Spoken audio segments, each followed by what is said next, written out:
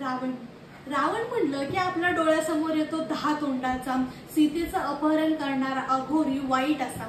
कारण लहानपणापासून आपण हेच ऐकलंय।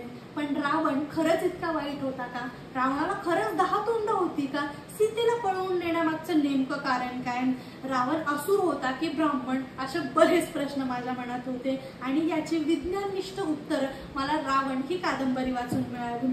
कादंबरी वाचताना लेखकाच्या लेखन शैलीने भुरळ पडते, इतकी की रावणाच्या व्यक्तिमत्वाच्या इतक्या पैलूंचा बारीक अभ्यास करून लिहिलेला आहे। त्यामुळे रावण ॲज अ हिरो किंवा ॲज अ विलन असं कुठेच वाटत नाही। उलट त्याच्याबद्दल कीव, राग, दया, परिस्थितीमुळे झालेला अघोरी असे संमिश्र भाव तयार होतात। रावण हा फक्त शिवभक्त नव्हता, तर तो शास्त्र, वेदशास्त्र, न्यायशास्त्र, राजकारण याच्यात पारंगत होता। बुद्धिबळ, रुद्रवीणा, रावण संहिता यांसारख्या ज्ञानाचा तर तो भांडार होता।